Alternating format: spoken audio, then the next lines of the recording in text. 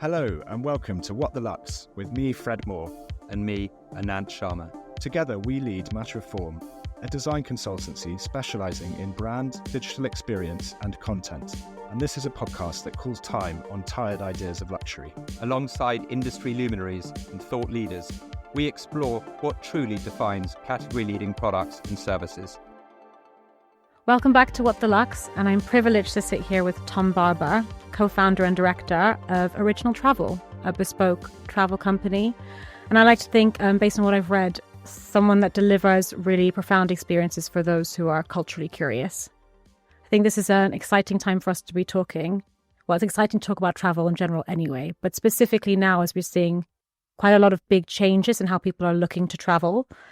I think maybe from my perspective, it's a bit of an antidote to that TripAdvisor democratization of information about sort of well-trodden destinations and people really looking for a more considered way to connect with the place, even if they're only going to be there for a short amount of time. And you yourself have spoken a lot about, that sort of the trips going back to this nostalgic place where people are wanting to experience really sacred or fragile rituals that feel very fleeting in a moment. And as a family man yourself, and we'll come on to that in more detail later, I think a big proponent for family travel and multi-generational travel, which I think, again, we're seeing a big rise in sort of the different makeups of how people want to go on trips. So a really great time to be talking. I wanted for us to start maybe from the beginning, and we can hear a bit about your personal journey and how you went about setting up Original Travel. So take us back. Thank you for having me, first of all.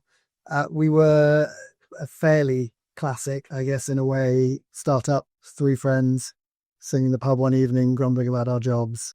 One guy in the city, one in the army, me, a freelance journalist, earning basically nothing and desperate to earn some money. So I jumped at the idea, and it was really that what was our true love, all three of us, was travel. And I think we inadvertently realized that all three of us would potentially bring something completely different to the party. And particularly Nick, who was the finance guy, very analytical mind, very commercial, went back to his bank, which will remain nameless, and got stuck into the analysis and the analytics and saw a particular niche that really hadn't been explored at all. And that was short breaks. So that was how we kind of ended up coming up with the big short break idea. I don't know whether you want to kind of come back to that a bit later, but no, let's talk about big short break. And what's interesting about what you said is it seems like it was a very considered, quite analytical approach to finding out like what is the gap here. I think it was a mixture of hold on, this is nuts. We're particularly enjoying our jobs. Realizing travel was the key that we definitely wanted to get into, but then it got quite analytical. It was particularly from Nick, because that's the genius of the man. And then, we had a paltry budget, but chucked almost all of it at a branding agency who came up with the concept of the big short break. We had identified short breaks, that they came up with the tag phrase, and we produced a brochure. That was back in the days when that was still a thing, and it won Best Brochure of the Year in year one. Oh, there's all us, three of us, kind of working in a spare bedroom. Wow! And it gave the impression of a much bigger company than we actually were. So that was quite a good starting point. And what was the magic in the big short break, do you feel? Tell us a bit about that concept. I think it was the fact that long weekends until that point had been a city break, possibly a ski break, but that was about it really. It's like, can I go to Bruges or Paris or whatever, or go for a ski weekend in Chamonix? And we came at it from the angle that there should always be an element of braggability about something. And I think it was timing versus met a perfect audience. So this was when the city was doing quite well. Yeah. A lot of people with time poor, cash rich was the kind of phrase. And we were offering things like going dog sledding, mushing your own team of Siberian Huskies through the wilderness in that land, seeing the Northern Lights, or flying overnight to Johannesburg, going out to Selfie Sands and helping with a rhino darting, and then the logic being that you fly back overnight, back in the office, and someone says, what did you do the weekend? Oh, well, you're just waiting for that question. Scuba diving in Oman or whatever it was, and so that had quite quite a draw to it. I'm Dutch. I was born and raised in Holland, but my parents are from India. And I often have friends who come to me and say that they want to travel to India, but they don't have the time. They're like, we don't have the 3 weeks to go. And you're never going to have the 3 weeks to go because life gets in the way. And so I always tell them, I know it seems far, but really you could do an overnight and spend 5 days there if you wanted to and at least experience the culture. And you can always go back. There's definitely never back. Although actually, The Big Short Break became a bit of a albatross for us because it was such a successful, realized idea that 2 or 3 years later, funnily enough, it was India. A friend of mine said, I just booked India with XYZ, competitor of yours. I said, why didn't you do it through us? We sell India now. He went, no, I just thought you did long weekends. And so interesting. Had a team of worldwide experts and had gone way beyond. We were selling everywhere. People still associated us with. So we had to do a bit of a re-education. But it's funny because short breaks have become, it's coming back again now, but they became a bit of a dirty word, because the implication is you're flying somewhere, but you're not even spending that much time. So yeah. That became a bit kind of compromised, particularly when flight shaming came along. You mentioned as part of your origin story, the 3 different personalities that came together. So obviously you were friends, you all love to travel. Tell me a little bit about how everyone's different background has contributed to maybe the magic that makes original travel so special. I think Al, military, organized, kind of precision, detail. Nick, commercial, as he said. And my brief was more product development, telling a story, etc., which obviously I loved, that side of things. I do think 3 is a magic number when you start a company because you have an instant majority every time there's a debate on any decision. True. It's just dumb, So you have tensions, but actually it's just 2/3 majority, bang, you get on with it. So I think, again, inadvertently, we had stumbled upon a pretty good formula. And the other thing I would recommend a lot of people to do when they start a company is start in a sector that none of you know anything about, because we didn't make any of the kind of classic mistakes that companies before us had done. We made plenty of new mistakes instead, but I think given that we're called Original Travel, it tied in very much. We came at everything with a totally fresh perspective. It's really interesting that you talk about the fact that you were all passionate about travel and therefore wanted to go into it, because I think one of the struggles that people have when they think about starting a business is, I want to do something that I love, but I'm worried about doing the thing that I love and making that almost like the commercial aspect of my life in case I sort of fall out of love with it. Tell me how your relationship with travel might have changed now that you're working in the industry. Well, there's an enormous amount of pressure, as you can imagine. And my children, they're pretty unforgiving. This thing's absolutely perfect. We call them the guinea kids because our family holiday portfolio has evolved very specifically because they have been fairly unstinted in their feedback. One of the reasons, again, that we started was because particularly Nick and I traveled a lot together, and we ended up always finding ourselves organizing our friendship groups holidays. And we used to go on these amazing cricket tours to Zimbabwe and South Africa, Sri Lanka and India. And it was always the 2 of us who ended up organizing them. So I think there was always a little bit of we could see that we were both quite good at it. And then we suddenly were just like, well, maybe we should monetize this, for want of a better phrase. How do you think your love for travel has grown?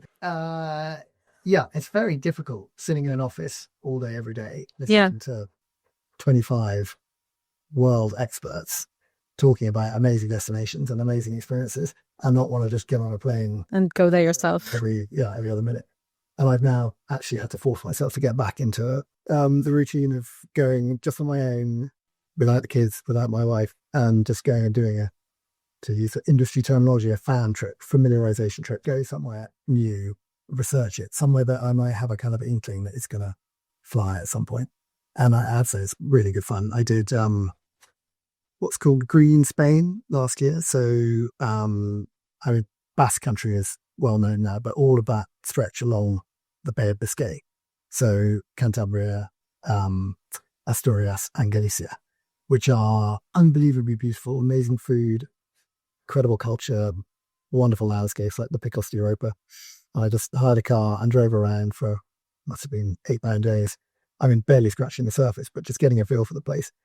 And we now sell Green Spain, and the timing was great because, there's all these horror stories about Andalusia and the Med being 40 degrees plus in summer, suddenly going somewhere where it might rain. I mean, it's called Green Spain for a reason, because it does rain as the rain comes in off the Atlantic, or the weather comes in off the Atlantic, it hits, rains, but not all the time. And it means your summers are 27, 28 rather than 45.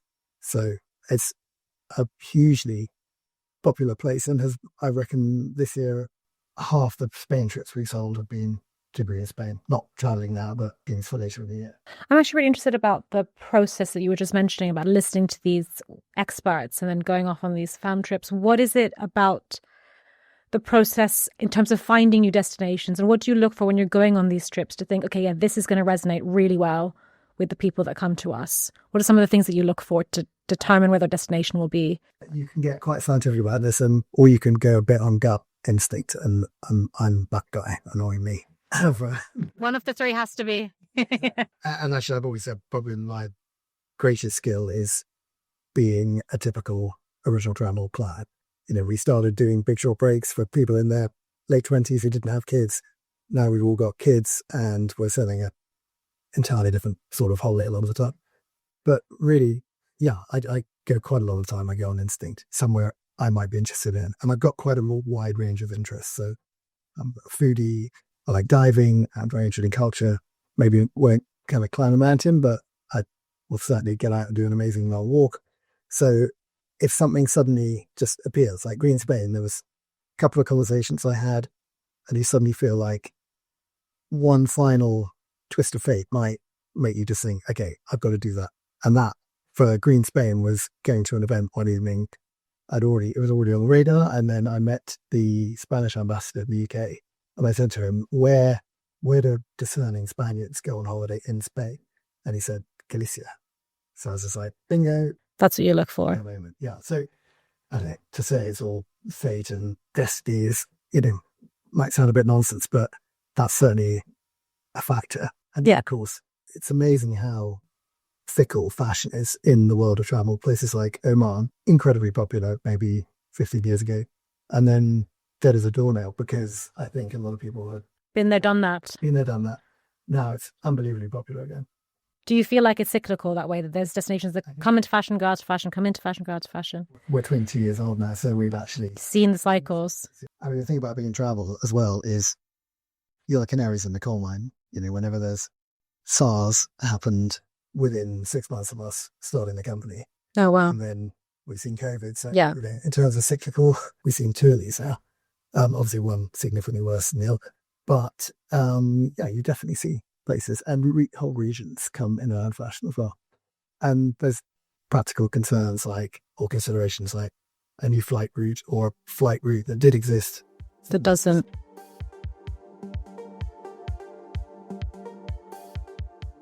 You mentioned that you've been around for 22 years, so you've seen sort of the historical period of travel and cycles. And tell me a little bit about how you've managed to stay innovative as a business in terms of what you offer or how you offer it.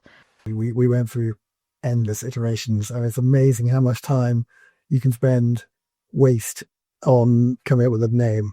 I mean, I remember the very worst name, and I was responsible for this one. Suggestion was a Bar Nick Owl Travel, because I'm Barber, Nick, and then Owl.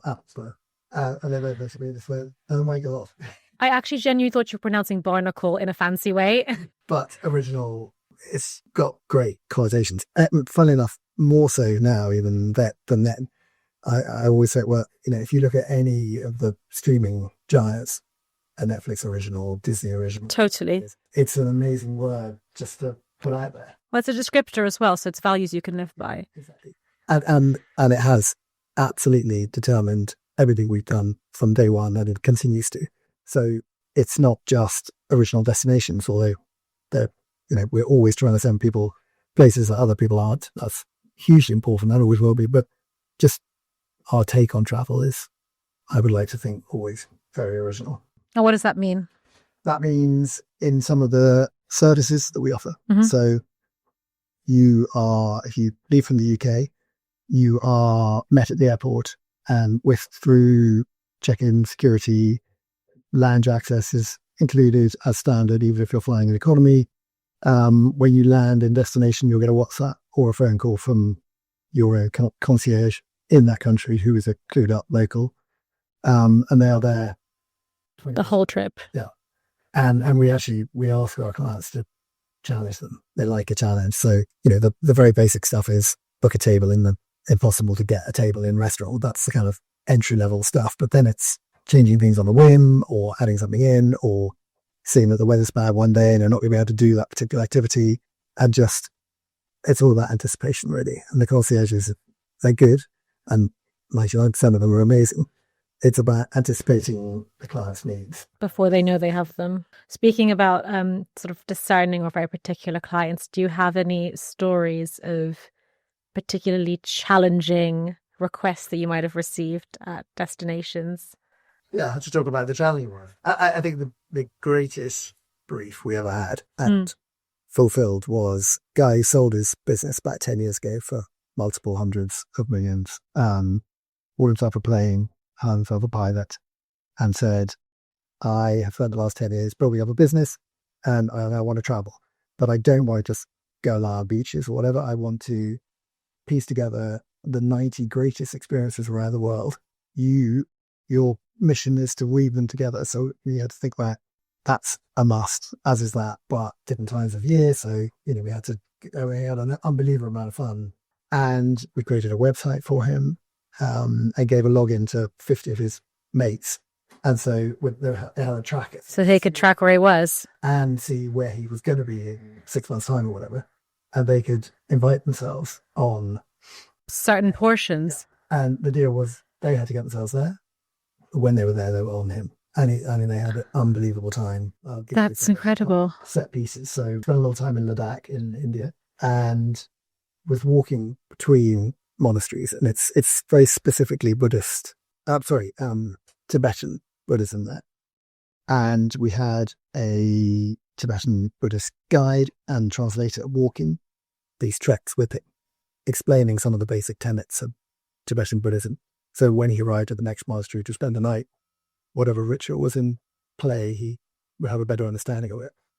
And meanwhile, we had a team of trackers up in the even higher mountains elsewhere in Ladakh looking for snow leopards. And eventually they clocked a couple.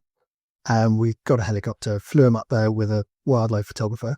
And then he was learning how to take amazing professional quality photos of snow leopards in situ. That's incredible. We were talking a little bit before we started to record about kids. I'm due my second in a couple of weeks' time, and you are a father of 4, which is blowing my mind considering I'm just on 2. I know that family travel means a lot to you, and we were sort of talking a bit about how I was raised, which was my parents really believed that travel was education. That was the phrase they would say, and I was very fortunate enough that they were able to take us on trips, actively take us out of school when it was still allowed at the time, to take us on trips to show us things because they felt it was important. And I think maybe that came from the fact that my grandparents were both in the army, so I think they were very used to moving around.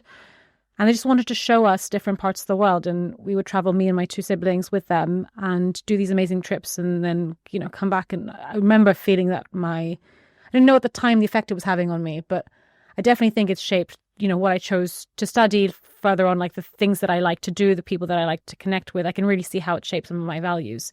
And I know for you, it's really important. I know for our original travel, it's important too. Tell me about your relationship with that. Travel as education. I'm going to have to steal that phrase. Please do. My dad will be so pleased. I think that the pandemic, we might talk about it later, horrible in many, many ways, but there were a couple of silver linings. One being an understanding that remote learning and homeschooling, is essentially your remote teaching, was possible. So suddenly you have the option of taking your kids away and then either doing a couple of hours a day online learning, or as some of our clients do, you take a tutor. And there's a couple of amazing tutor companies that we work with who will ship in a tutor. And what people are doing is they're taking a whole academic term rather than 2 or 3 weeks or extending a half term or whatever it is. Just take one term out of your time and go and do something ideally meaningful. Yeah. Again, not just sitting on a beach. Get them involved in a marine conservation program or something like that. Get them to really understand something and learn. And I cannot stress how amazing some of the feedback we get. My daughter changed in 3 months, totally unrecognizable from the previous version of her. Not on her phone the whole time, blossomed, suddenly grew up, etc. And it's a real thing, and I cannot recommend it highly enough. Are you seeing more people wanting to do this post-COVID, particularly, or very, very much? And sabbaticals is a huge business for us anyway. But I think a lot of people used to think of sabbatical as that's what I'm going to go and do after I sell my business or whatever. I think now people are realizing that if they've worked way too hard for 10 years and kind of almost missed out on their children growing up, take them with you. And it's, no school is going to say, work, forget it, you can't come back if you say, I'm taking them out for, or her or him or her out for a term. They're just not going to deny you the place back. So when you do it, I think it's, it's not a cheap habit, but no, it's unbelievably rewarding. In your opinion, is there the right time or age to do this with your children? I think they could be too young for sure. And you've got, it depends.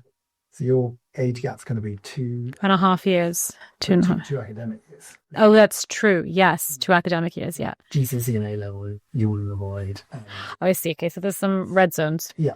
But we also have a kind of side concept which ties in very nicely with this, which is stealth learning. So if you have an instinct that your children are possibly developing a flair for something or an interest in something, organising a holiday that doesn't jam it down their throat. Yeah, exactly. But just subtly nudges them in a direction. It's nudge theory, but for travel. Yeah. That's amazing. Can you tell me an example of how that might manifest?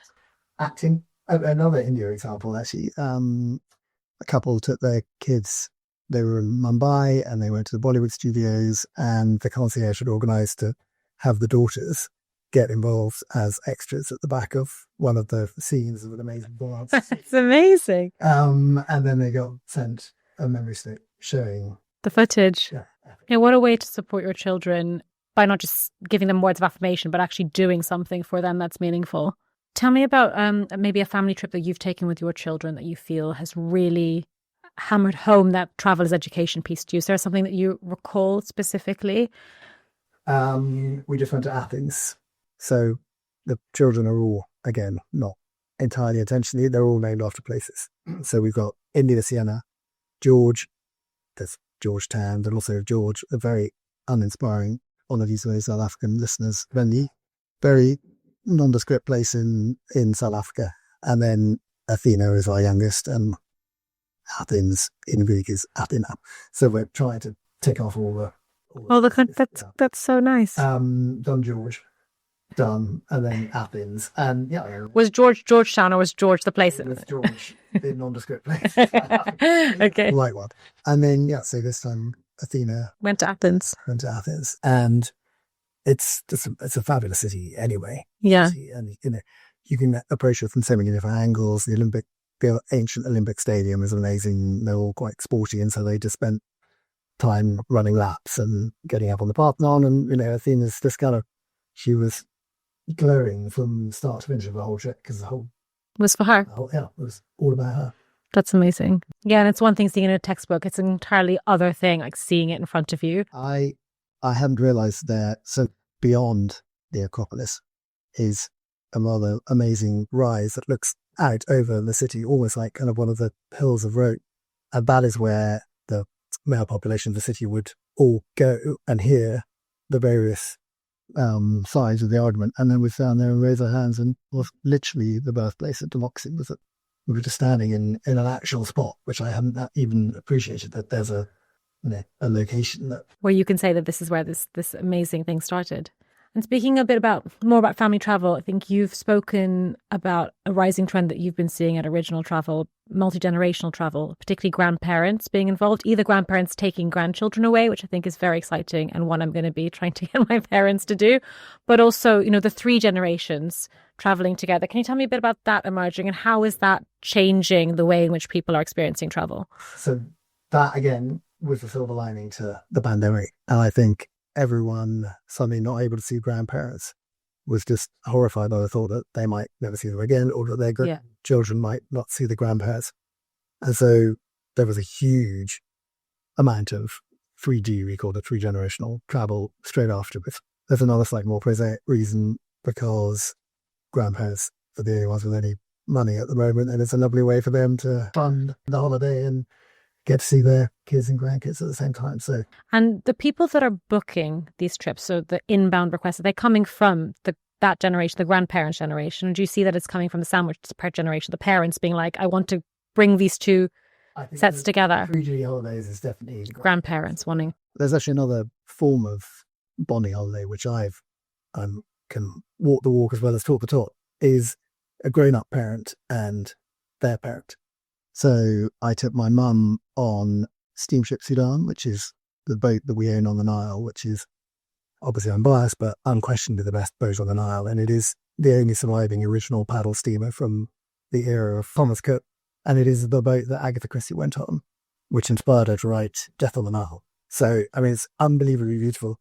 All the original, the engine room is just fabulous. You go down there with the chief engineer and he's in his kind of greasy overalls, and it's all the original parts from when it was built 100 years ago, 1922, I think, in Paisley on the Clyde in Scotland. And all the staff, the crew are wearing fezzes and livery. It's like time travel. And Mum and I went and did that just after my stepfather died, and it was just a really special holiday. And then I took my dad 5 years ago to Uzbekistan. I gave him a voucher for his 80th birthday, and I said, anywhere you want to go in the world, but the deal is it's just you and me. Have a think about it, and then we'll talk tomorrow. And he just said, Uzbekistan, straight up. I was like, brilliant. I hadn't been, he obviously hadn't been. For somewhere my wife wasn't remotely interested in going, so I wasn't to go in the neck for a sick and soul. And we had an amazing, amazing time. What a lovely gift to be able to give people, aside from obviously taking the burden away in terms of research and trying to make sure that they have these incredible experiences and all that hassle-free, frictionless travel that you're talking about in terms of the lounge experience and everything. That's an amazing thing to do in general. But to be able to be a part of the fact that these people have lasting memories, having had game-changing conversations with family members that they might have never been able to have is such an incredible thing. And such an incredible responsibility, I think. I always say, if we were a watch company or a car company or a TV company or whatever, someone buys something and it breaks, you send it back and we give you a new one. Holidays don't work like that. It's time and you don't get that back. So, we feel acutely that you have to knock it out of the park every single time, and people must come back and have had unbelievable experiences. And that's quite important for me, that I still read all the feedback every single day. The emails come through to me and I read them all. I respond every single time. And it's really amazing to read, what if invariably, pretty much every time, touching wood, very, unbelievably effusive comments about the things they saw, the things they did, the feelings they felt. Yeah, of course. And for some people, this is obviously a huge investment. It might be like a once in a lifetime trip. So I totally hear you on that. In terms of the process by which you develop these experiences to be as amazing and profound as we've been discussing, can you talk me through some of the steps that you take that you feel are particularly unique to Original Travel versus, someone else? I wouldn't say necessarily this was entirely unique. I'd say some of the other surround sound is unique, the original services for sure. But I think we build things from the bottom. So there's no kind of elements of it that are already in place. It's all about conversations, asking the right questions, asking how people want to feel as well as what they want to do or where they want to go, and then building it proper, truly tailor-made trip, building all the elements together from the ground up. And I think that means that, we send a lot of people into a lot of different countries, but every single person, when they go to Oman or the US, or India or wherever is doing something Different. Yeah. So every single one is an individual piece. That's, I guess, the element is not taking anything for granted, not suggesting something because it's what you should do in a particular country. It depends on the interests of the people in question. And that's why we have profile notes that are kind of pages and pages long sometimes and always being updated. And more to the point, the same person can go on 2 different trips and want to get entirely different things out of it. I just want to touch a little bit on that personalization aspect and how you delve into kind of almost like the psychographic aspects of who your guest is to understand where they need to go. How many of your guests come to you saying, I really want to go to Uzbekistan, versus ones who say, this is what I want to experience, feel, do, and then look to you to give them kind of the advice? That is a huge trend change. Oh, really? Last 20 years, yeah. We were, and even we were quite destination Focused. That's what travel was all about. And now it's all about the feels, the vibes. It's about what do you want? And also people, they're like, I want to go now, and it's like, well, that country is in the middle of monsoon or whatever, so don't go there. Go here instead. Yeah, but no, it's all about the emotional response and what they want to get out of it. And ideally the two marry and you're sending them to the place they wanted to go to in the first place, but also to get the experience and feel the emotion that they wanted to. It's really nice to hear that people are, I think, tapping more into the reason they're traveling versus where they want to go, because I think it just lends itself to you being able to deliver an experience that, to the points that we were making before, that can actually make a big difference to someone's life. Can we talk a little bit about the original kind of Big Short trip and whether that's still a large proportion of the work that you do? Very little now. Okay. Back to the point about things making a comeback. That is making a comeback. But to that point earlier, and flying, people are much more conscious of flying and just jumping on a plane willy-nilly and going away for a weekend. So it will always be part of our DNA, but it's not integral anymore. I think almost the counter, we are seeing a huge rise in train travel. And I'm very proud of the fact that we were the first luxury tour operator to have a portfolio of train-only trips. Obviously, Eurostar is quite crucial in that. You can't do it. But we did a huge amount of research, spoke to the man in seat 61, who's the kind of ultimate train guru, and developed a series of a portfolio of train trips all over Europe. And of course, in other countries as well. If there's a train journey that could replace an internal flight, we would always recommend that. I just think it's an amazing way to travel. Yeah. And I have, talking kind of fond memories of childhood travel, we used to take the super train to Inverness. I did take my wife back on that service about 10 years ago, and I kind of opened the door with the great flourish and went, oh my God. This is where we're sleeping. Yeah, it's very different when you're small. Yes. And let's talk a little bit actually about responsible travel, because I know that's a big part of original travel. You talk a lot about being part of the solution and advocating for that through not only where you send people, but how you send them. So tell me a little bit about what being part of the solution means to you and people at Original. We do so for a while now, and I think a lot of people in the industry are using it, but travel is a force for good, I think, came about, particularly during the pandemic. And I think everyone did quite a lot of navel gazing and thinking, okay, come on, what's going on here? Because in the lead up to the pandemic, over-tourism was talked about a lot, was a big theme and remains so, sadly, but also flight shaming. There were two trends very much against travel. And so we came up with this concept of kintsugi travel. And Japan is a country we adore, and so do our clients. It's probably our second or third best-selling destination nowadays. And kintsugi is the concept of broken crockery being pieced back together and then gold lacquerwork being used to create it, rebuild it. The concept is that repaired piece is more beautiful than the original because it's rendered entirely unique by having been shattered and rebuilt. And so we thought, well, that's a rather lovely kind of analogy for travel. And we wanted to be the gold lacquerwork, repiecing travel back together. So a lot more emphasis on flight-free travel, under tourism, so sending people to places that are awash with people. I mean, I think the penny has dropped very much now. If you see somewhere on Instagram, there's a very strong chance it's going to be a nightmare when you actually. Yeah.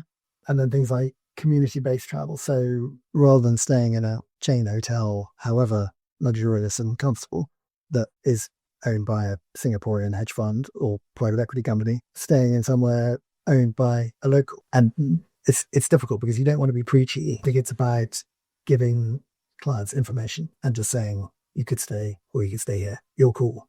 Not, we're not going to sell that one.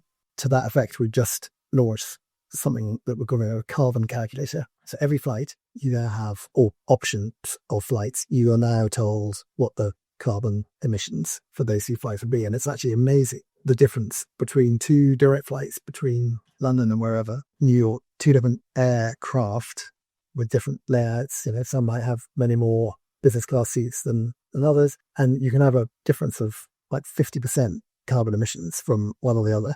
And so again, offer that to clients. And one might say, well, you know what? It's all about convenience for me. So I'm going to take this one. And someone else will be like, well, I'm definitely taking the flight that has 50% less emissions. I can't believe I haven't spoken about this yet.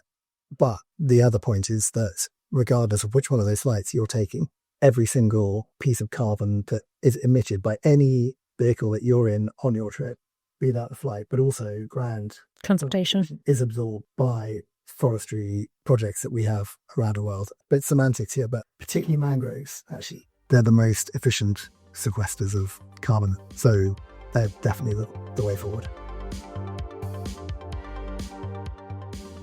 how many clients who come to you show a willingness or a want to travel more sustainably? It's interesting. There was a time just before the crash in 2007, 2008, it was the buzz phrase. Responsible tourism was all anyone talked about. Then the crash came, and I think everyone's primary concern was value, cost. So it kind of took a back seat, and now it's back. But it's not so much that people are choosing a company because of it. It's an assumption that all companies have to and will, on the whole, have this covered. But again, a lot will be offsetting and absorbing. So I like to think we're. Yeah, and actually, speaking of being an industry leader in that respect, if I was to ask you in kind of 100 years' time, what would you love Original to be known for as a brand? What would that be?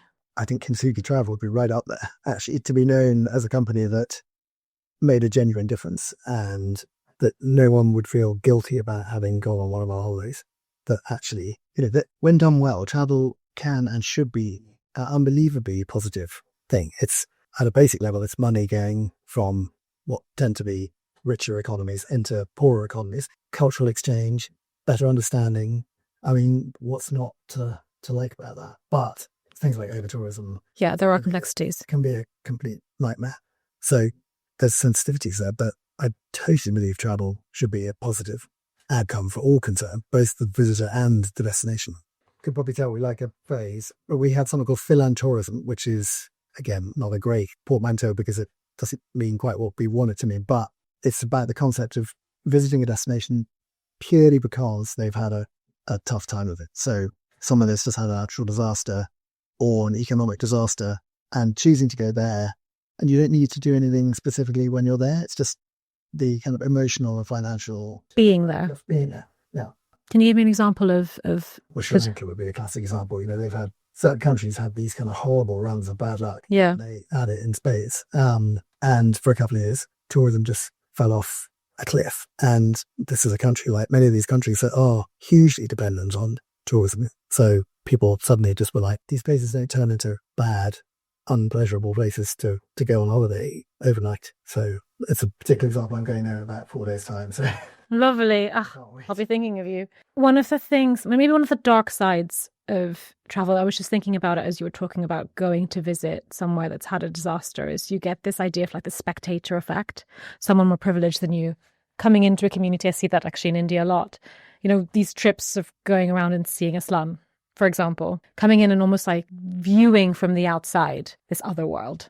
Tell me a little bit about how you at Original make sure that sort of clients are well ingrained in the community and it doesn't end up being this exactly that. So one of the other mantras within Kintsugi travel is indigenous tourism, and indigenous is quite a loaded word, and some people really object to it. I feel like it's probably the best term for what we're trying to achieve here.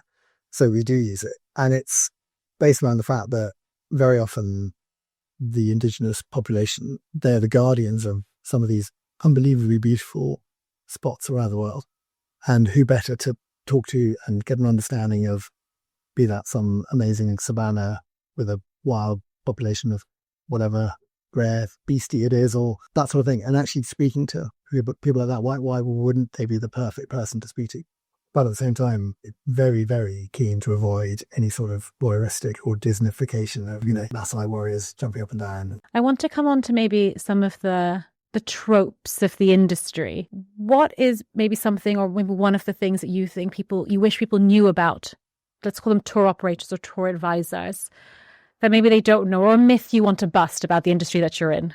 I have one very particular one. So I'm going to get very boring and technical here for a second. That's okay. Package travel regulations. Oh, okay. Yeah, we're getting into it. Really, really fascinating stuff. They talk about a duty of care. So a travel company have a duty of care to its client. But actually, and again, I know for a fact that we do this. I would hope other travel companies also do it. We go what I call above and beyond. And what I love about, I don't know whether it's our hiring policy or the atmosphere we engender, I don't know how it's happened, but just the sense of an unbelievable determination to make our clients' trips special and to fix issues just because it's the right thing to do rather than begrudgingly. And it just flows through all the teams. And I want to do this whole thing about unsung heroes, because like the flights team, they're just wizards. They're just unbelievably good at working out solutions, and airlines can be pretty unscrupulous, and they say yes, this connection time is absolutely fine, and then of course it's not. say one leaves on time, yeah, and people are stranded, and you have to sort that out, and that's on us. We're just about to wrap up, but I have some rapid fire questions for you. What would you change about your industry? Over tourism. It's a plague, but that's not. I don't know. Well, that's not our fault. Well, we shouldn't contribute to it. You're trying to actively be the antidote. What concerns you about the world that we're leaving the next generation? That you're leaving your kids, for example. Same answer, different route to it. Social media contributes to over tourism massively, and the second you see somewhere, like I said, on Instagram, even if it's the kind of the secret place, that will be swamped. Yeah, it's not a secret anymore. It ain't a secret anymore. It's on Instagram. Exactly. Yeah. So that, I'm afraid, is a bad legacy. And if you had to give up this job tomorrow, where else would you have had a successful career? I don't know about successful, but a career. Fun writing. And that's what I'll go back to. I've got a couple of books in me, I'm sure. Fiction, non-fiction? A biography. Oh. And fiction. Wow, exciting. And what is the thing that you're most looking forward to in the next 5 years? What's coming up? So this is the pipe dream. I don't know how long we've got left, not very long. But the most freedom you ever feel on when you're traveling is backpacking, and the ability to have a random conversation in a bar one evening and then go, you know what, I'm changing my itinerary completely. We're going to go somewhere completely different, or we're going to stay here longer, or we're going to leave here immediately. Total spontaneity. Total spontaneity. And because of our concierges, because our team was so hot on the ground, I think we could be offering that quite soon. Pure, total, spontaneous travel, even for the swankier end of the market. I do think to get back to that sense of total freedom and spontaneity, that's what they were the magical travels, those ones with a backpack. Yeah. Yeah, and there's a real fear about being able to do that, but with the support of your team, it's almost like safe spontaneity. Amazing. Well, thank you so much. That was so interesting. Thank you. Love that. Thank you very much. Thanks so much for listening. This has been What the Lux. You can find us on socials at @Matchreform, and drop us any questions or comments on Twitter using the hashtag #WhatTheLux. Or if you're a luxury brand looking for strategy and design that goes beyond the banal, get in touch via hello@matchreform.com and chat to one of our consultants.